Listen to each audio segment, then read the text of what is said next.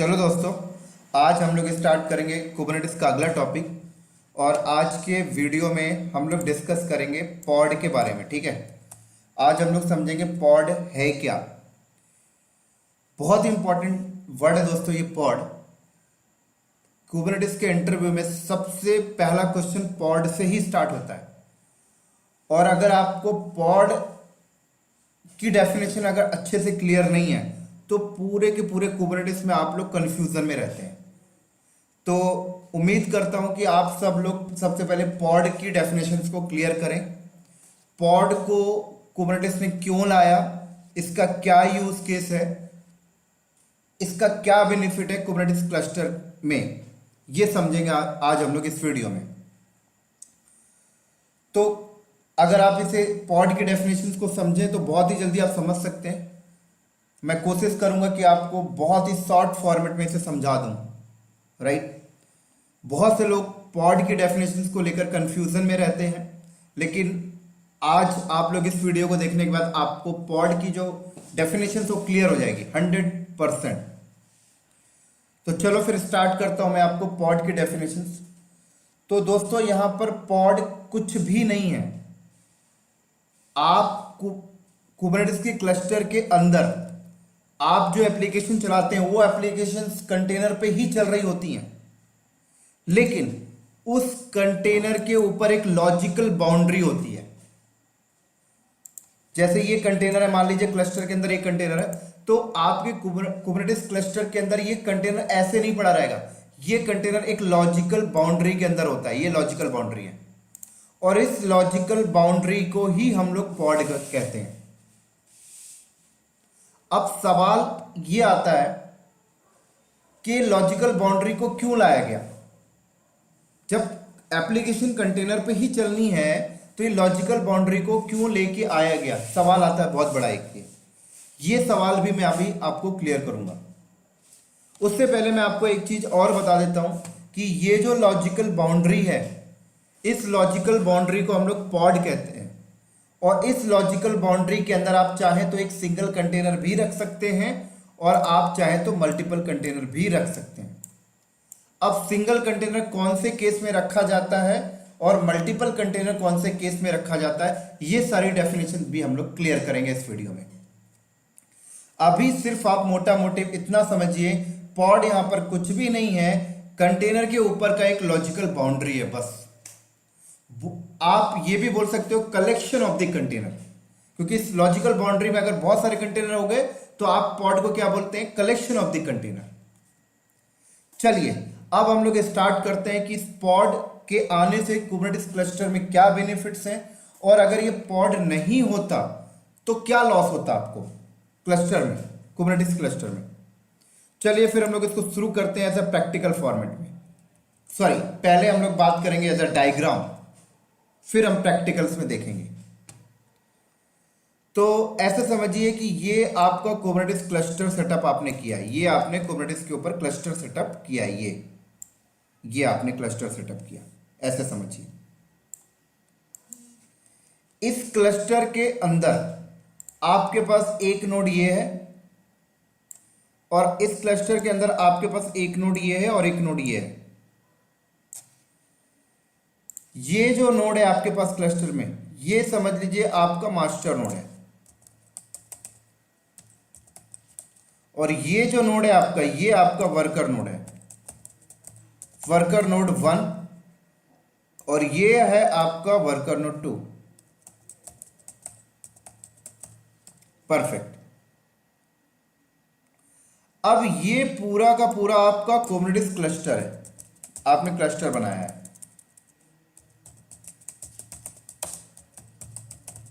ठीक है, चलो अब इस क्लस्टर के अंदर आप अपनी कोई एप्लीकेशन चलाना चाहते हैं, और आप अपनी एप्लीकेशन माइक्रो सर्विस पे चलाना चाहते हैं, बोले तो कंटेनर के ऊपर, राइट। तो अगर पॉड का कॉन्सेप्ट नहीं होता तो क्या कर रहे होते आप, अगर पॉड का कॉन्सेप्ट आपके पास नहीं होता तो आप कुबरनेटिस क्लस्टर के अंदर क्या करते हैं, Docker container run hyphen name, आपने बोला डीबी हाइफन सर्वर, आपने इमेज ले लिया माई सिक्वल, तो क्या होता है, ये कमांड क्या करती, वर्कर 1 वर्कर 2, आपने ऐसा समझिए कि आपने वर्कर 2 पे एक कंटेनर बना दिया, इस कंटेनर के अंदर माइसिक्वल नाम की इमेज आ जाती और इस पे डेटाबेस चल रहा है और इस कंटेनर को एक आईपी असाइन हो जाता। ये जो मैं बता रहा हूं उस केस में बता रहा हूं, अगर पॉड नहीं होता तो पॉड का कॉन्सेप्ट, इसको एक आईपी मिल जाती है। क्लियर। अब आप दूसरी कमांड चलाते, Docker container run hyphen hyphen name, इस बार आपने नेम बोला वेब सर्वर और आपने बोला वर्डप्रेस।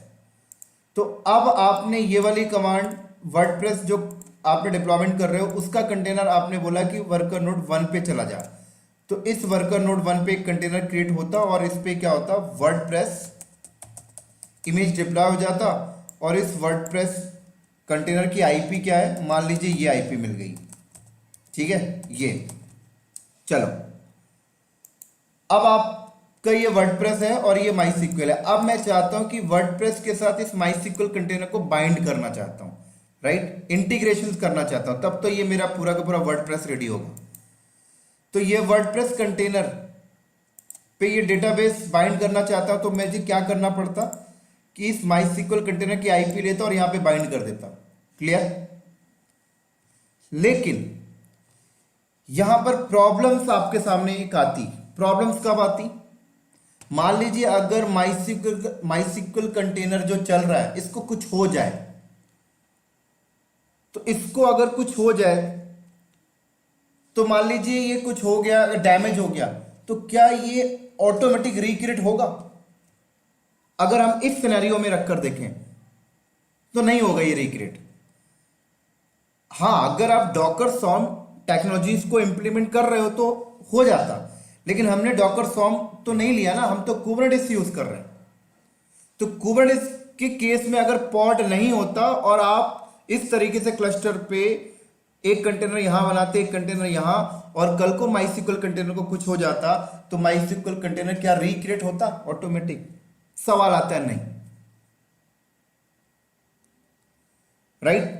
या फिर मान लीजिए कि आपने ही जाके उसको रिक्रिएट कर दिया, तो आपने जब उसे जाके रिक्रिएट किया तो क्या ये आईपी, अब ये सेम आईपी उस माइसिक्वल कंटेनर को मिलेगी जो नया रिक्रिएट आपने किया है? सवाल आता है नहीं, तो डिफरेंट आईपी मिलेगी। इसका मतलब फिर से आपको वर्डप्रेस पे जाके नया माइसिक्वल की आईपी को बाइंड करना पड़ेगा। तो कितना कॉम्प्लिसिटी है यहां पर। क्लियर। तो अब पॉड के आने का, पॉड अगर आ गया तो क्या बेनिफिट हुआ, तो देखिए पॉड के आने का बेनिफिट समझाता हूं, इसको हम लोग स्किप कर देते हैं। तो कुबरनेटिस क्लस्टर के केस में क्या होता है कि हम कुबरनेटिस एडमिनिस्ट्रेटर जो होता है वो कभी भी कुबरनेटिस क्लस्टर पे आकर एक सिंगल कंटेनर नहीं बनाता, वो कभी भी डॉकर कंटेनर रन कमांड से कंटेनर नहीं बनाता कुबरनेटिस के केस में। तो कुबरनेटिस एडमिनिस्ट्रेटर जो होता है वो कुबरनेटिस क्लस्टर के केस में क्या कर रहा होता है, वो यहां पर कमांड यूज कर रहा होता है kubectl। क्या यूज कर रहा होता है? kubectl run.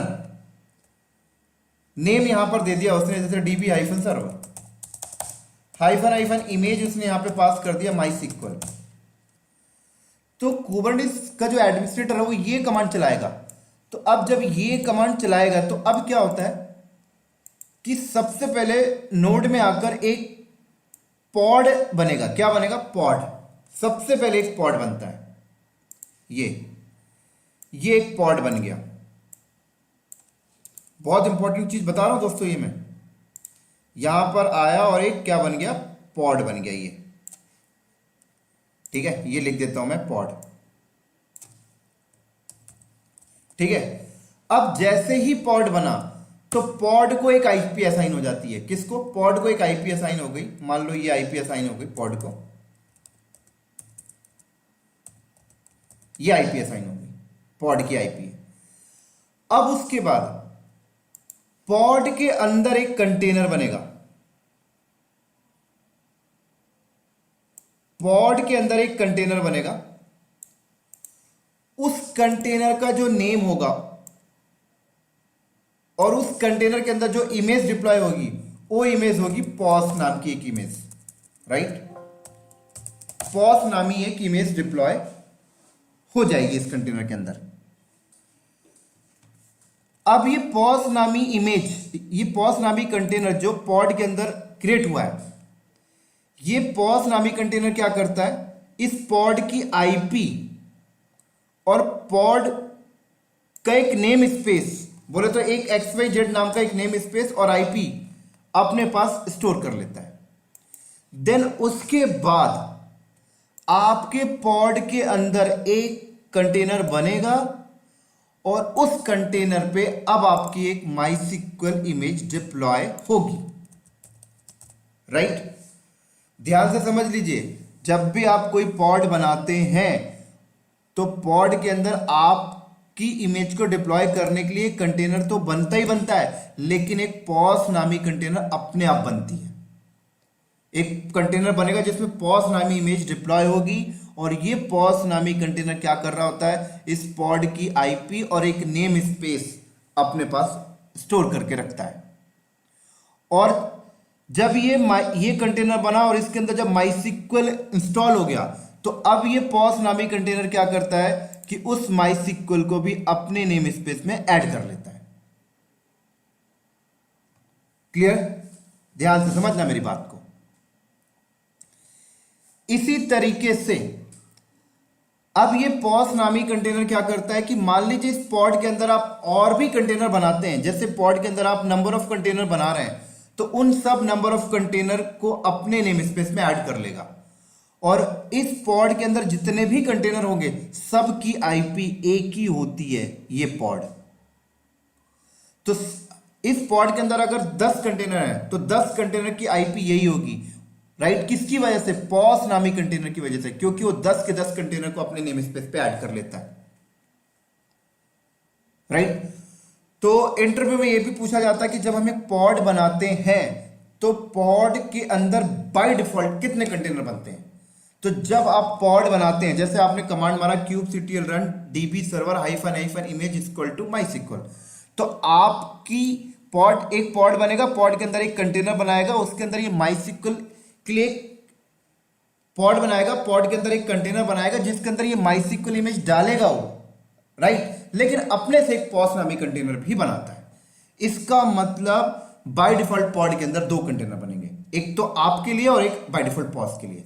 उसके बाद आप फर्दर जितने बताना बता दीजिए, ठीक है। अब इसका बेनिफिट देखिए क्या हुआ। तो माइस्क्ल जो कंटेनर है, इस कंटेनर को कोई भी आईपी असाइन नहीं होती है, आईपी पॉड को असाइन हुई। किसको आईपी असाइन हुई है? पॉड को। ये देखिए, इसी तरीके से अब बेनिफिट क्या है, देखिए बेनिफिट ये है कि कल को ये पॉड के अंदर जो माइस्क्ल कंटेनर है, ये कंटेनर को कल को कुछ भी हो जाए तो कंटेनर ऑटोमेटिक रिक्रिएट हो जाएगा, ऑटोमेटिक। किसकी वजह से? क्योंकि वो पॉड के अंदर है, राइट। अगर वो पॉड के अंदर नहीं होता तो वो रिक्रिएट नहीं होता, ठीक है।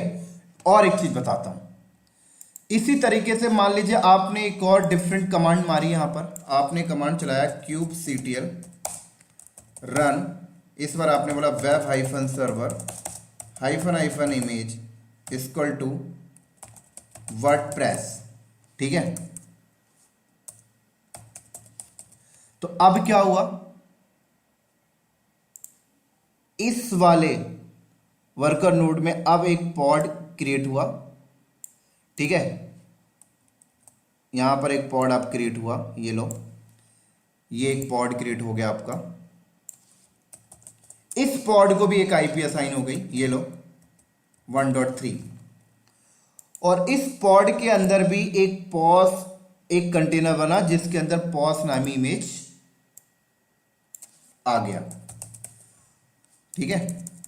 ये पॉस तो बनना ही बनना है दोस्तों, ठीक है। उसके बाद ये भी एक नेम स्पेस क्रिएट किया, मान लीजिए YZX, और फिर इसके अंदर एक कंटेनर बना और उस कंटेनर के अंदर आपका वर्डप्रेस डिप्लॉय हो गया। क्या डिप्लॉय हो गया? वर्डप्रेस। मैं यहां पे लिख देता हूं, मेरे पास स्पेस कम है थोड़ा, नीचे लिख देता हूं ये लीजिए। तो अब वर्डप्रेस इस पे चल रहा है, राइट, इस कंटेनर पे वर्डप्रेस चल रहा है, लेकिन इस कंटेनर की के पास कोई आईपी नहीं है। ये कंटेनर इस पॉड की आईपी को इस्तेमाल करता है, ठीक है। अब देखिए मेन बेनिफिट क्या होता है पॉड का। अब देखिए आपका ये कंटेनर है जिसमें माइसिक्वल चल रहा है, इस कंटेनर पे आपका वर्डप्रेस चल रहा है, ठीक है। तो अब इस वर्डप्रेस के साथ अगर माइसिक्वल को बाइंड करना है तो आप बाइंड कैसे करेंगे? इस माइसिक्वल कंटेनर की तो कोई आईपी है नहीं, अभी वर्डप्रेस की भी कोई आईपी नहीं है, तो ये लोग बाइंडिंग होंगे पॉड की आईपी के साथ। तो अगर हम इस वर्डप्रेस पे माइसिक्वल को बाइंड करेंगे तो पॉड की आईपी से बाइंडिंग की जाएगी। तो पॉड की आईपी से बाइंडिंग करने का क्या बेनिफिट है? देखिए पॉड की आईपी का से बाइंडिंग करने का बेनिफिट ये है कि कल को मान लीजिए माइसिक्वल कंटेनर को कुछ होता है तो रिक्रिएट होता है, तो कोई फर्क नहीं पड़ेगा, बाइंडिंग तो इससे है। लेकिन अगर आप सिर्फ कंटेनर के केस में देखें तो मान लीजिए आपका कंटेनर को कुछ होता था, आप उसे रिक्रिएट करते थे, नई आईपी आती थी तो आपको दोबारा बाइंडिंग करनी पड़ती थी, बट यहां पर ऐसा कुछ नहीं करना पड़ेगा। ये बेनिफिट है दोस्तों पॉड का, क्योंकि अगर आपका कंटेनर पॉड के अंदर है तो फिर पॉड की रिस्पॉन्सिबिलिटी रहती है कि उसे 24/7 लाइव रखना, उसकी रिडंडेंसी बना के रखना पॉड की रिस्पॉन्सिबिलिटी हो जाती है फिर। इसीलिए यहां पर पॉड का कॉन्सेप्ट लाया गया है। अब इसी तरीके से एक चीज मैं आपको और क्लियर करता हूं, उम्मीद करता हूं कि ये जो एग्जांपल्स मैंने अभी दिए हैं ये आप लोगों को क्लियर हो गया होगा। अब थोड़ा सा और समझाता हूं। अब कई लोगों के दिमाग में एक सवाल आ रहा होगा कि ठीक है, पॉड के अंदर अगर एक कंटेनर है तो कंटेनर की रिडंडेंसी मिल रही है, कंटेनर को कुछ होता है तो वापस से रिक्रिएट हो जाता है, बहुत बढ़िया बात। लेकिन अगर पॉड को कुछ हो गया तो क्या होगा? तब तो गया। अगर पॉड को कुछ हो गया तो फिर आपका गया सब कुछ, बिल्कुल गया। तो अगर आप पॉड की रिडंडेंसी चाहते हैं तो फिर उसके लिए आपको क्या करना पड़ता है कि पॉड के ऊपर आपको एक डिप्लॉयमेंट बनाना पड़ता है। क्या बनाना पड़ता है? डिप्लॉयमेंट। अगर आप पॉड की रिडंडेंसी चाहते हैं तो कंटेनर की रिडंडेंसी तो मिल गई, पॉड ने दे दी, लेकिन पॉड अगर डिलीट हो गया तो वो कैसे रिक्रिएट होगा? तो वो अगर आप चाहते हैं तो आप लोग पॉड के ऊपर एक डिप्लॉयमेंट बनाइए। ये लीजिए डिप्लॉयमेंट, ठीक है। तो ये डिप्लॉयमेंट बन गया, ये डिप्लॉयमेंट बन गया। तो अब जब डिप्लॉयमेंट बन गया तो अब डिप्लॉयमेंट क्या करेगा? डिप्लॉयमेंट अपने अंदर की पॉड की रिडंडेंसी बनाकर रखता है। तो डिप्लॉयमेंट के अंदर का अगर पॉड को कुछ होता है तो दोबारा से वो रिक्रिएट हो जाएगा, अगेन रिक्रिएट हो जाएगा, ये पॉड अपने आप रिक्रिएट हो जाएगा। तो अब यहां पर एक और सवाल उठ के आ जाता है कि मान लीजिए ये पॉड अभी जो चल रहा है उसकी आईपी ये है 10.10.1.3 और ये जो पॉड चल रहा है इसकी आईपी है 10.10.1.2। अब ये वर्डप्रेस का पॉड हो गया, ये माइसिक्वल का पॉड हो गया, इन दोनों की बाइंडिंग इन दोनों आईपी से की गई है। अब हमने ये बात बोली कि अगर इस पॉड को कुछ हो जाए तो वापस से रिक्रिएट हो जाएगा, किसकी वजह से? डिप्लॉयमेंट की वजह से। तो कल को अगर ये माइसिक्वल वाला पॉड को कुछ होता है तो ये पॉड हट जाएगा, इसकी जगह नया पॉड रिक्रिएट होगा, लेकिन जो नया पॉड रिक्रिएट होगा उसकी आईपी ये नहीं होगी। ये पॉड डिलीट हो जाए उसकी आईपी ये नहीं होगी। तो अब आप लोगों के सामने एक और प्रॉब्लम स्टेटमेंट आ चुकी है कि अगर ठीक है डिप्लॉयमेंट पॉड की मॉनिटरिंग कर रहा है, लेकिन अगर पॉड को कुछ हुआ तो पॉड हटा और नया पॉड आया, रिक्रिएट हुआ, डेटा वगैरह सब कुछ रहेगा, लेकिन आईपी चेंज हो गई, तो क्या इसका मतलब दोबारा वर्डप्रेस पॉड के साथ दोबारा बाइंडिंग करनी पड़ेगी? नई आईपी आएगी तो बिल्कुल करनी पड़ेगी। तो फिर से कॉम्प्लिसिटी आ गया, ऑटोमेशन तो रहा नहीं फिर तो अगर आप चाहते हैं कि ये पॉड अगर कुछ हो और रिक्रिएट हो तो हमें दोबारा बाइंडिंग ना करनी पड़े, तो इसका सॉल्यूशन भी कुबरनेटिस ने दिया है, वो भी ऑटोमेशन के तौर पे। उसका सॉल्यूशन ये है कि आप अपने डिप्लॉयमेंट के ऊपर एक सर्विस बनाएं। तो आप अपने डिप्लॉयमेंट के ऊपर क्या करें, एक सर्विस बनाएं, ये सर्विस बनाएं। और जब आप डिप्लॉयमेंट की सर्विस बनाते हैं तो सर्विस के 3 टाइप होते हैं, वो मैं यहां पे लिख देता हूं। हालांकि सर्विस का अलग टॉपिक हम डिस्कस करेंगे, लेकिन अभी मैं ये चीजें बता रहा हूं जिससे आपको एक पिक्चर सेट हो जाए कुबरनेटिस क्लस्टर का। तो सर्विस के 3 टाइप होते हैं, एक होता है क्लस्टर आईपी,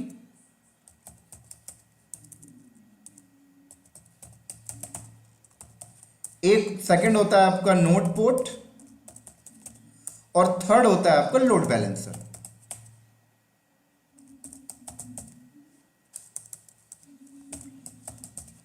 राइट।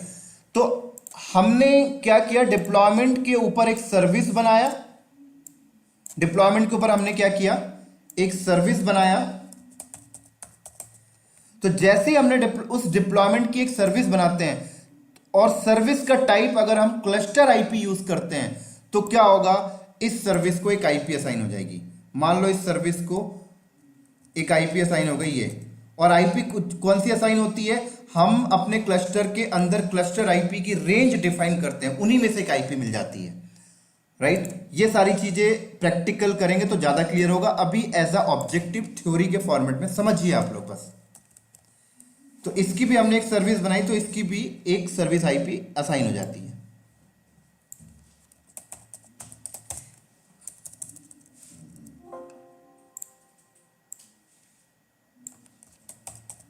ये लीजिए। तो अब क्या हुआ, इस डिप्लॉयमेंट की एक सर्विस ये बन गई, इस डिप्लॉयमेंट की एक सर्विस ये बन गई। तो अब क्या होगा कि ये वाला पॉड अगर इस वाले पॉड से बात करना चाहता है तो ये पॉड अपनी अपनी आईपी से बात नहीं करेंगे। ये वर्डप्रेस पॉड, ये डेटाबेस पॉड, जब वर्डप्रेस पॉड के साथ डेटाबेस पॉड को बाइंड करना होगा तो ये डेटाबेस पॉड की आईपी को बाइंड नहीं करेंगे, क्योंकि कल को ये डेटाबेस पॉड को कुछ होता है तो दोबारा नया पॉड अगर रिक्रिएट होके आता है तो उसकी आईपी तो चेंज होगी। राइट। तो हम लोग क्या करते हैं, सर्विस आईपी से एक दूसरे से बात करते हैं। तो अगर मुझे इस वर्डप्रेस पॉड को, वर्डप्रेस पॉड में इस डेटाबेस पॉड को बाइंड करना है तो मैं ये डेटाबेस पॉड की आईपी नहीं यूज करूंगा, मैं डेटाबेस पॉड के ऊपर जो डिप्लॉयमेंट है, डिप्लॉयमेंट के ऊपर जो सर्विस है, इस सर्विस आईपी को यूज करूंगा बाइंडिंग करने के लिए। तो अगर ये सर्विस आईपी मैं यूज करता हूं यहां पर बाइंडिंग करने के लिए, अगर मैं सर्विस आईपी को यूज करता हूं यहां पर बाइंडिंग करने के लिए, तो इससे बेनिफिट क्या होता है, इससे बेनिफिट ये है कि कल को अगर ये पॉड डिलीट हो जाता है और नया पॉड आता है तो नया पॉड की अगर नई आईपी आती है तो मुझे कोई फर्क नहीं पड़ेगा, ये सर्विस आईपी उसको अपने आप ऐड कर लेगा, उसका एंड पॉइंट अपने आप बना लेगा, क्योंकि ये सर्विस आईपी अभी इसके साथ, इस आईपी के साथ एंड पॉइंट बना के रखा है। ठीक है ना।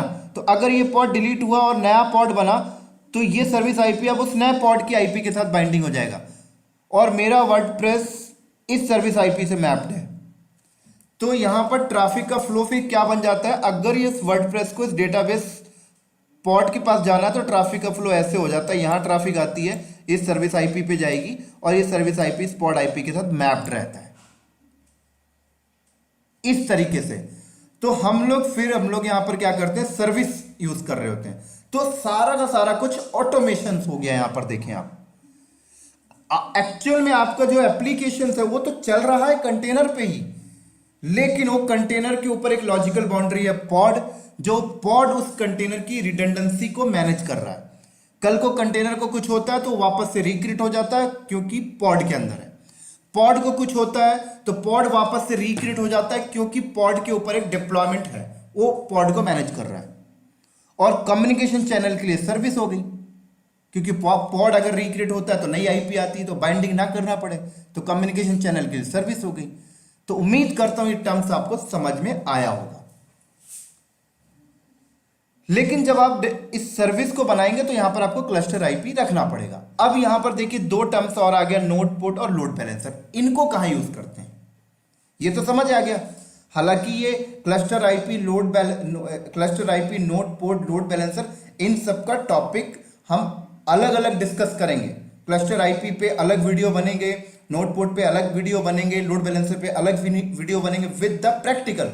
तो वहां पर भी हम इसको एक डीप एंड डाई एक्सप्लेन करेंगे जाकर, लेकिन अभी सिर्फ मैं आपको एक पिक्चर समझाने की कोशिश कर रहा हूं कि आपको कुबरनेटिस क्लस्टर का पिक्चर माइंड में सेट हो जाए।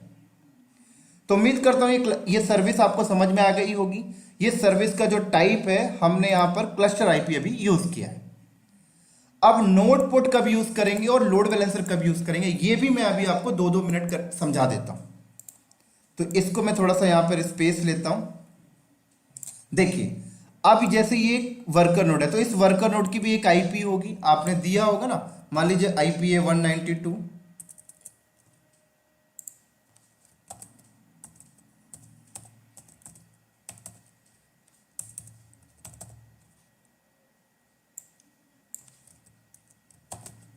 इसकी भी एक आईपी है मान लीजिए ये। अब सवाल ये आता है कि इस पॉड के अंदर ये कंटेनर है, इसके अंदर वर्डप्रेस चल रहा है, ठीक है ना। अब वर्डप्रेस चल रहा है, अब इस वर्डप्रेस को अगर मैं क्लस्टर के किसी भी नोड से एक्सेस करना चाहूं तो बिल्कुल मैं सर्विस की इस आईपी को हिट करके एक्सेस कर सकता हूं डेफिनेटली। अगर मैं मास्टर नोड में बैठकर इस वर्डप्रेस को एक्सेस करना चाहूं तो मैं यहां से बैठकर इस सर्विस आईपी को हिट करूंगा तो मुझे रिस्पॉन्स दे देगा, बराबर है ना। लेकिन अब सवाल आता है कि मैं तो बाहर बैठा हुआ हूं, मैं तो इंटरनेट में बैठा हुआ हूं, ये इंटरनेट है मान लीजिए ये इंटरनेट है, ठीक है, और ये मैं बैठा हुआ हूं, ये मेरा सिस्टम बैठा हुआ है, क्लियर। और भाई साहब मैं चाहता हूं कि यार इस क्लस्टर के अंदर जो वर्डप्रेस चल रहा है इसको मैं एक्सेस करना चाहता हूं, तो कैसे करूंगा।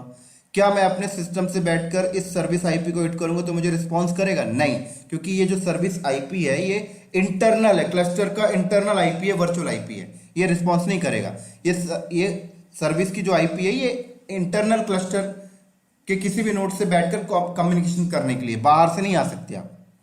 तो अगर मैं बाहर से बैठकर इस पॉड तक जाना चाहता हूं, इस पे जो एप्लीकेशन चल रही है, तो आपको क्या करना पड़ता है, इस डिप्लॉयमेंट कि जो आपने सर्विस बनाई है लेकिन सर्विस का टाइप क्लस्टर आईपी यूज किया है आपने, तो अगर आप बाहर से बैठकर किसी को इस पॉड पे चलने वाली एप्लीकेशन पे एक्सेस देना चाहते हैं तो इस डिप्लॉयमेंट का सर्विस बनाइए, लेकिन सर्विस का टाइप नोड पोर्ट रखिए।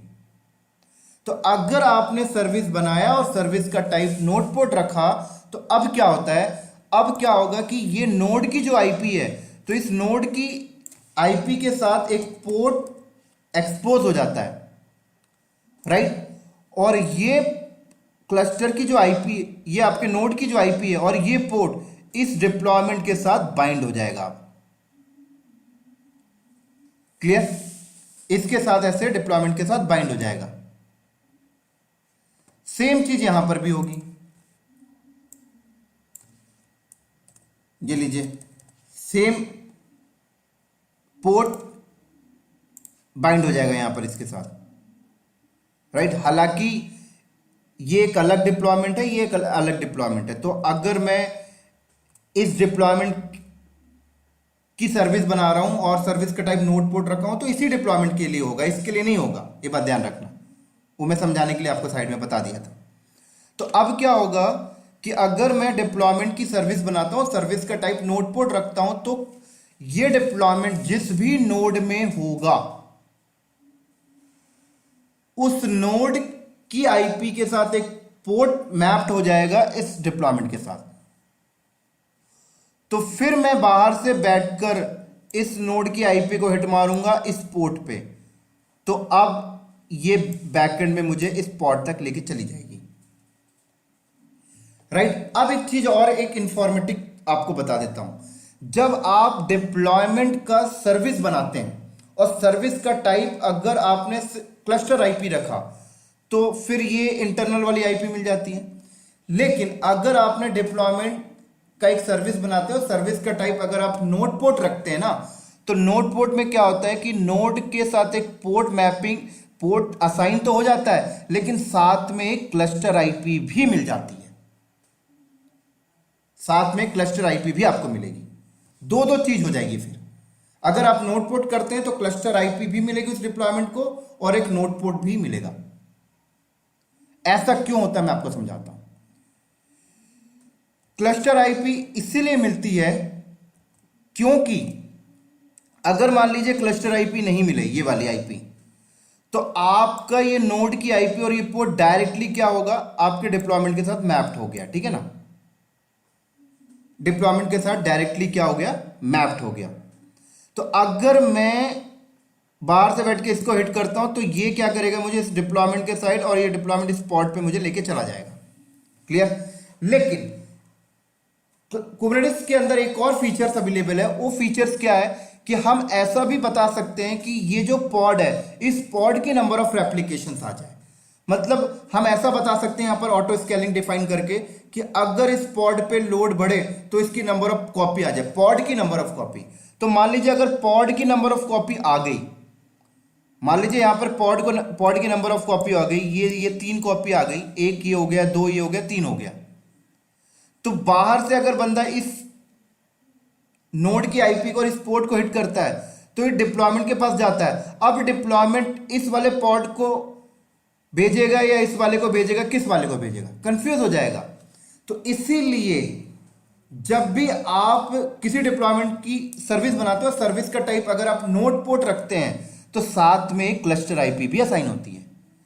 तो इसमें क्या होता है, क्लस्टर आईपी अगर असाइन हुई तो मैं बाहर से बैठकर इसको हिट करूंगा, इस नोड की आईपी के इस पोर्ट को हिट मारूंगा तो डायरेक्ट ये डिप्लॉयमेंट तक नहीं जाएगा, ये क्या करेगा, इस सर्विस पे जाएगा, ये क्लस्टर आईपी पे जाएगा, इस क्लस्टर आईपी पे जाएगा। मैं लिख देता हूं यहां पर, ये क्लस्टर आईपी है, राइट। और ये क्लस्टर आईपी क्या होगा, इस वाले पॉड, ये क्लस्टर आईपी जो है, ये क्लस्टर आईपी इस वाले पॉड की आईपी के साथ मैप्ड होगा। और कल को अगर हमने ऑटो स्केलिंग डिफाइन कर रखी है कि लोड के बढ़ने से पॉड की ऑटो स्केलिंग हो जाए, नंबर ऑफ पॉड आ जाए, तो अगर नंबर ऑफ पॉड आते भी हैं तो नंबर ऑफ पॉड की, हर पॉड की अपनी अपनी आईपी होगी। तो ये क्लस्टर आईपी क्या करेगा, इस पॉड की आईपी को भी अपने साथ ऐड कर लेगा और इस पॉड की आईपी को भी अपने साथ ऐड कर लेगा। तो मैं बाहर से बंदा हिट मारेगा इसको, ये जाएगा क्लस्टर आईपी पे, क्लस्टर आईपी देखेगा अच्छा मेरे अगेंस्ट 3 पॉड है, तो एक रिक्वेस्ट एक पॉड को देगा, दूसरी रिक्वेस्ट दूसरे पॉड को देगा, तीसरी रिक्वेस्ट तीसरे पॉड को देगा, और उस पॉड के अंदर कंटेनर होंगे, उस कंटेनर में आपका वर्डप्रेस चल रहा होगा। तो ये चीजें बहुत इंपॉर्टेंट है जो मैंने आपको बताया। हालांकि ये चीजें हम लोग जब नोटबुक का डेडिकेट लैब करेंगे तो वहां पर भी कवर करेंगे, लेकिन ये मैं मोटा मोटिव आपको समझा के चल रहा हूं जिससे आपको कुबरनेटिस क्लस्टर का पिक्चर माइंड में सेट हो जाए। चलो, उम्मीद करता हूं ये आपको समझ में आ गया होगा, ठीक है। लेकिन एक चीज और मैं आपको यहां पे डिफाइन करता हूं। अब जब भी कोई बंदा बाहर से एक्सेस करेगा इस पोर्ट पे चलने वाली एप्लीकेशन को, तो उसे ना ये पोर्ट लगाना पड़ेगा। देखिए ये पोर्ट उसे बार बार लगाना पड़ेगा, ये पोर्ट हटा नहीं सकता बंदा। अगर मान लीजिए आप अगर ये पोर्ट को हटाना चाहते हैं तो इसके 2 कॉन्सेप्ट हैं। पहला कॉन्सेप्ट ये कि आप लोग क्या करें, अपना एक लोड बैलेंसर लगा लें। आप सबको पता है F5 का लोड बैलेंसर आता है मार्केट में। आप लोग यहां पर एक लोड बैलेंसर लगा लें, ठीक है। तो जब आप लोग लोड बैलेंसर लगाएंगे तो लोड बैलेंसर की एक आईपी आ जाएगी। मान लीजिए आपने लोड बैलेंसर लगाया, उसकी आईपी ये आ गई, ये लीजिए, ठीक है। और आपको क्या करना है कि लोड बैलेंसर के एंड पॉइंट में ये आईपी और ये पोर्ट ऐड कर लीजिए और कस्टमर को बोलिए कि भाई तू इस लोड बैलेंसर की आईपी को हिट मार। ये क्या करेगा, इधर ट्रैफिक फॉरवर्ड कर देगा इस नोड की आईपी के इस पोर्ट पे और ट्रैफिक चली जाएगी। लेकिन यहां पर जो लोड बैलेंसर होगा ये आपका अपना लोड बैलेंसर है। यहां पर कुबरनेटिस का अपना कोई लोड बैलेंसर नहीं है इस केस में। लेकिन पहले कुबरनेटिस आपको अपना खुद का लोड बैलेंसर की सर्विस नहीं देता था, तो आपको इस तरीके से काम करना पड़ता था, क्योंकि भाई आपके कस्टमर पोर्ट थोड़ी लगा कर आएंगे। एक चीज और बता देता हूं, फिर आप लोग क्या करते हैं कि ये लोड बैलेंसर की आईपी को आप अपने डीएनएस में पॉइंट कर लेते, तो आपका कस्टमर बाहर नेम को हिट करता है और नेम रिजॉल्व करेगा इस लोड बैलेंसर की आईपी के साइड और ये इसके साइड बाइंड है, इधर आ जाएगी। लेकिन अभी अभी कुछ 6-7 महीना पहले कुबरनेटिस वालों ने अपना खुद का भी लोड बैलेंसर प्रोवाइड कर दिया है। तो खुद का भी एक लोड बैलेंसर इन्होंने प्रोवाइड किया है, तो उसके लिए उन्होंने डिप्लॉयमेंट की जब आप सर्विस बनाते हैं तो उसका टाइप उन्होंने बोला है लोड बैलेंसर रखिए। तो अगर आप डिप्लॉयमेंट बनाते हैं, सॉरी, अगर आप डिप्लॉयमेंट का सर्विस बनाते हैं और सर्विस का टाइप अगर आप लोड बैलेंसर रखते हैं, राइट, और अगर आपने क्लस्टर के अंदर कोई इंटरनल लोड बैलेंसर चला रखा है जो मेटल एलबी इन्होंने अभी तक प्रोवाइड किया है, अगर वो आपने सेटअप कर रखा है, तो क्या होगा, आपके क्लस्टर के अंदर ही, जब आप क्लस्टर के अंदर एक लोड बैलेंसर आप सेट करते हैं तो उसके अंदर एक पब्लिक आईपी की रेंज आप देते हैं, तो क्या होगा कि एक लोड बैलेंसर क्रिएट हो जाएगा क्लस्टर के अंदर, राइट, क्लस्टर के अंदर एक आपका लोड बैलेंसर क्रिएट हो जाएगा और उस लोड बैलेंसर को एक आईपी मिल जाएगी जो भी आपने रेंज दी है। मान लीजिए ये मिल गई। कब हुआ ऐसा? जब आपने डिप्लॉयमेंट की सर्विस बनाई और सर्विस का टाइप लोड बैलेंसर रखा, और ये लोड बैलेंसर आपका क्लस्टर के अंदर ही होगा, ये वो बाहर वाला लोड बैलेंसर नहीं है। तो ऐसा तब होता है जब आपने डिप्लॉयमेंट की सर्विस बनाई और सर्विस का टाइप लोड बैलेंसर रखा। तो एक चीज और बता देता हूं, अगर आपने अपने डिप्लॉयमेंट की सर्विस बनाई और सर्विस का टाइप अगर आप लोड बैलेंसर रखते हो तो फिर तीनों चीजें क्रिएट हो जाती हैं। नोड पोर्ट भी क्रिएट हो जाता है, क्लस्टर आईपी भी क्रिएट हो जाता है और लोड बैलेंसर भी क्रिएट हो जाता है। तीनों चीज क्रिएट हो जाती है, क्योंकि बाहर से बंदा इसको हिट करेगा, ये नोड की इस आईपी को, इस पोर्ट को हिट करेगा और ये इस सर्विस को देगा और सर्विस लेके जाएगा पोर्ट तक। और ये लोड बैलेंसर जो है आपके क्लस्टर के अंदर इंटरनल है, जो खुद एक पॉड में चल रहा है, राइट। ये किस सिनेरियो में होता है? जब आप ऑन प्रेमिसेस सेटअप लगा रहे हैं, ऑन प्रेमिसेस बेयर मेटल में आप कर रहे हैं, राइट। लेकिन अगर आप कुबरनेटिस का प्लेटफॉर्म एज अ सर्विस का इस्तेमाल करते हैं, मान लीजिए जैसे Azure cloud, Google cloud, AWS cloud, तो वहां पर अगर आपने अपने डिप्लॉयमेंट को की सर्विस बनाई और सर्विस का टाइप अगर आप लोड बैलेंसर रखते हैं, तो फिर उस केस में ये लोड बैलेंसर आपके क्लस्टर के अंदर किसी पॉड में क्रिएट नहीं होता, वो क्लाउड प्रोवाइडर का लोड बैलेंसर प्रोविजन हो जाता है, जैसे एडब्ल्यूएस का लोड बैलेंसर प्रोविजन हो जाएगा, और उस लोड बैलेंसर में आपके इस नोड का ही आईपी बाइंड हो जाएगा, एजोर का लोड बैलेंसर प्रोविजन हो जाएगा, गूगल क्लाउड का लोड बैलेंसर प्रोविजन हो जाएगा, राइट। तो ये बेनिफिट है, ये सर्विस का बेनिफिट है जो मैंने अभी आपको बताया, क्लस्टर आईपी, नोड पोर्ट और लोड बैलेंसर। हालांकि जिन्हें भी इस सर्विस में जो क्लस्टर आईपी, नोड पोर्ट और लोड बैलेंसर में अगर कुछ डाउट होगा तो कोई परेशानी की बात नहीं है, आगे जब हम इसकी डेडिकेट टॉपिक के वीडियो बनाएंगे तो वहां पर कवर कर देंगे। अभी सिर्फ मैं पॉड की डेफिनेशन को समझाने के लिए इन टर्म्स को यूज किया बस।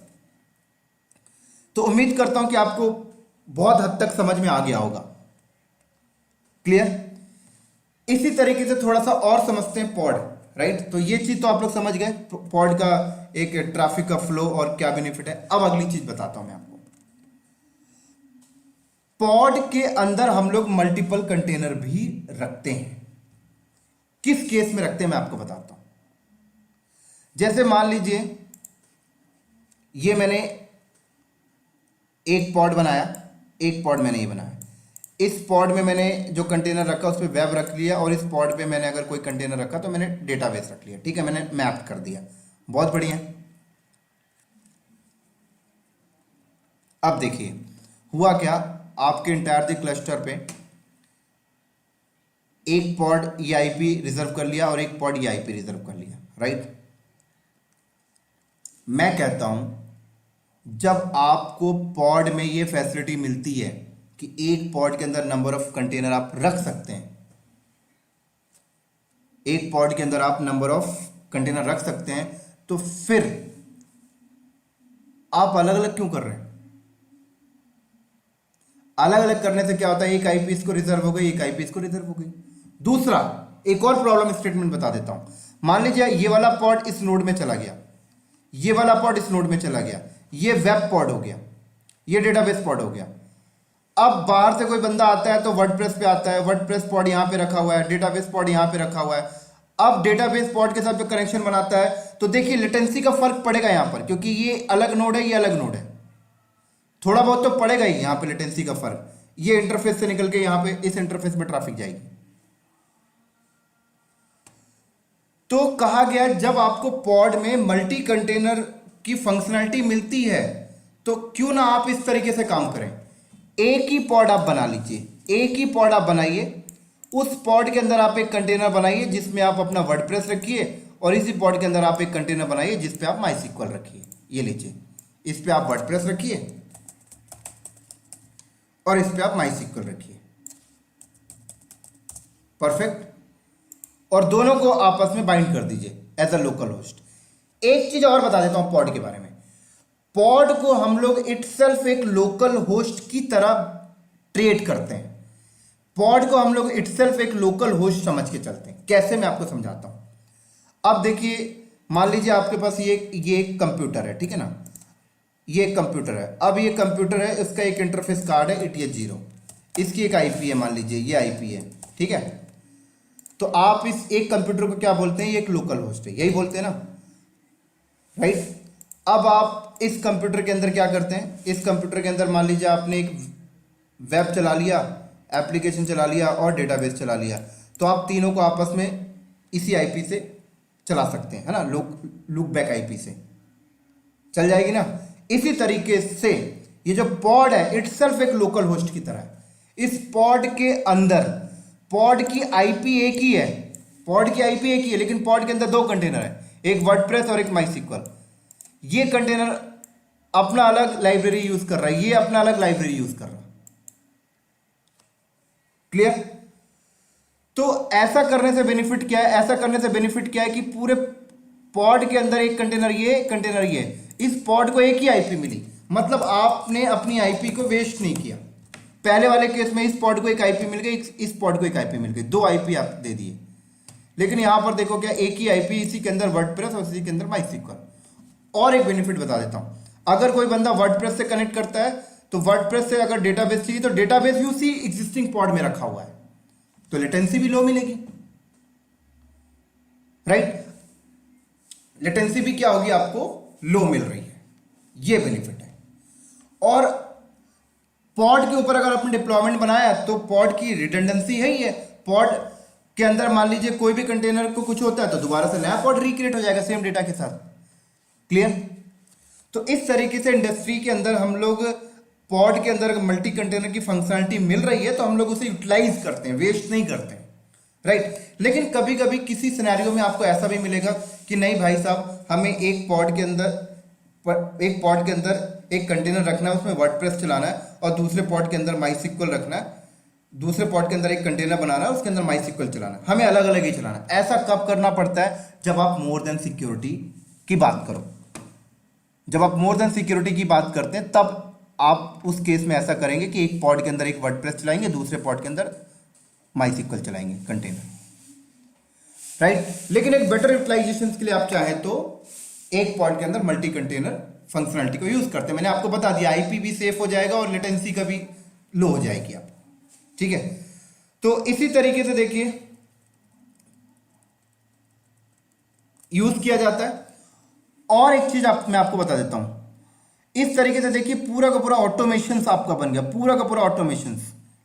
बाहर से बंदा इसको हिट मारा, ये इस नोड पे गया, इस नोड से इस पॉड पे चला गया, पॉड ने के अंदर एक कंटेनर पे एप्लीकेशन चल रही है, राइट। अब कंटेनर पे भी लोड नहीं हो, कंटेनर पे जो डेटा आएगा वो डेटा कहां पे होगा, तो उसके लिए कंपनी क्या करती है, एक नेटवर्क वॉल्यूम ले लेती है। लो, ये कंपनी का नेटवर्क वॉल्यूम है, मान लीजिए नेटवर्क स्टोरेज है, तो ये कंपनी का नेटवर्क स्टोरेज है, और कंपनी क्या करेगी, इस पॉड में इस नेटवर्क स्टोरेज को मैप कर लेगी, बाइंड कर लेगी, राइट। तो कोई भी डेटा जनरेट होता है वो इस स्टोरेज में आ जाएगा। अब कंपनी बोलती है यार इस पॉड पे अगर लोड बढ़े तो क्या करना है, तो कंपनी बोला कि पॉड की रेप्लिकेशन कर लो। तो अगर पॉड की रेप्लिकेशन आ गई, जैसे पॉड की रेप्लिकेशन आ गई, ठीक है ना, तो ये पॉड भी लाइव हो गया। अब ये स्टोरेज ये पॉड भी शेयर कर रहे होंगे, ये लीजिए, तो पूरा का पूरा लाइट वेट चल रहा है, जो डेटा आ भी रहा है वो भी बैकएंड में नेटवर्क स्टोरेज में आ रहा है। इस तरीके से पूरा का पूरा क्लस्टर सेटअप किया जाता है। और उम्मीद करता हूं कि पॉड की डेफिनेशन अब आपको बहुत हद तक क्लियर हो गई होगी।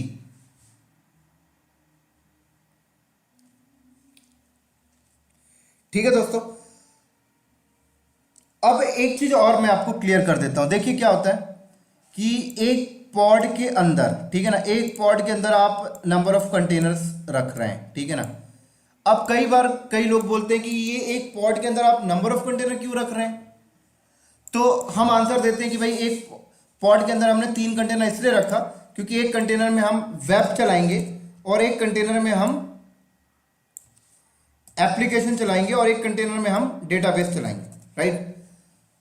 लेकिन अब कई लोग आपके सामने ऐसे भी स्टेटमेंट रखेंगे कि भाई ऐसा क्यों कर रहे हैं, मैं एक कस्टम इमेज बनाऊं, एक डॉकर फाइल लिखूं, एक फाइल डॉकर फाइल लिखूं, उस डॉकर फाइल में मैं 3 टास्क बता दूं, वेब, एप्लीकेशन, डेटाबेस, और उसको बिल्ड कर दूं तो एक कंप्लीट इमेज बन गई। और एक पॉड के अंदर एक ही कंटेनर बनाऊं और उस कंटेनर के अंदर मैं ये इमेज को डिप्लॉय कर दूं तो उसी कंटेनर के अंदर वेब भी चल रहा है, एप्लीकेशन भी चल रहा है, डेटाबेस भी चल रहा है।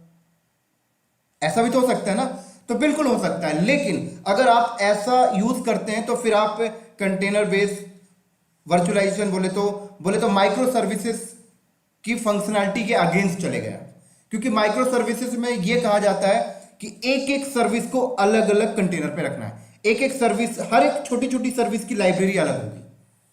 तो अगर आप ये तीनों एप्लीकेशन, वेब, ऐप, डेटाबेस एक ही कंटेनर पे रख देंगे तो लाइब्रेरी शेयर हो रही है, अगर आप देखिए तो इसीलिए आप कर तो सकते हैं लेकिन फिर आप माइक्रो सर्विस के अगेंस्ट जाके काम कर रहे हैं। तो इसीलिए अगर आपसे कोई ऐसा स्टेटमेंट बोलता है तो आप उसे ये समझा सकते हैं कि भाई इसीलिए हम लोग एक पॉड के अंदर नंबर ऑफ कंटेनर बनाते हैं कि इस वेब की लाइब्रेरी अलग हो, ऐप की लाइब्रेरी अलग हो और डेटाबेस की लाइब्रेरी अलग हो, लेकिन है तीनों एक ही पॉड के अंदर। तो उम्मीद करता हूं दोस्तों ये पॉड आपको समझ में आ गया होगा। मोटा मोटी एक शब्द में बोले तो pod collection of the container, मोटा मोटी पॉड क्या है, कलेक्शन ऑफ द कंटेनर। इतनी डेफिनेशन जो मैंने अभी आपको दिया, उम्मीद करता हूं आपको समझ में आ गया होगा। और ये एक छोटा सा ओवरव्यू था। अभी हम लोग जब पॉड की लैब करेंगे तो सारा कुछ क्लियर हो जाएगा, डिप्लॉयमेंट बनाएंगे तो क्लियर हो जाएगा, सर्विस बनाएंगे तो सब कुछ क्लियर हो जाएगा। सर्विस के क्लस्टर आईपी के क्लस्टर आईपी देखेंगे, नोड पोर्ट देखेंगे, लोड बैलेंसर, सारा हम प्रैक्टिकल के फॉर्मेट में देखेंगे। लेकिन आगे के वीडियो में ये पॉड को अंडरस्टैंडिंग कराना बहुत इंपॉर्टेंट था मेरे लिए, आप लोगों को, क्योंकि अगर पॉड की डेफिनेशंस क्लियर नहीं है तो आगे बढ़ने से कोई फायदा नहीं। तो उम्मीद करता हूं दोस्तों ये आपको समझ में आ गया होगा। इसी तरीके से हम लोग इस वीडियो को करते हैं यहीं पर स्टॉप, और अगले वीडियो में मिलेंगे हम लोग एक और कुबरनेटिस क्लस्टर का एक और कंपोनेंट्स के साथ जो बहुत इंपॉर्टेंट है, नेम स्पेस कॉन्सेप्ट के साथ। तो अगले वीडियो में हम लोग डिस्कस करेंगे कुबरनेटिस क्लस्टर में नेम स्पेस की इंपॉर्टेंसी, बहुत ही इंपॉर्टेंट है दोस्तों ये। अगले वीडियो में हम लोग इसको डिस्कस करेंगे। इस वीडियो में मैं डिस्कस नहीं कर रहा हूं क्योंकि काफी लंबा वीडियो हो जाएगा ये। तो नेक्स्ट वीडियो में मिलते हैं हम लोग नेम स्पेस के कॉन्सेप्ट के साथ। तब तक के लिए दोस्तों बाय बाय।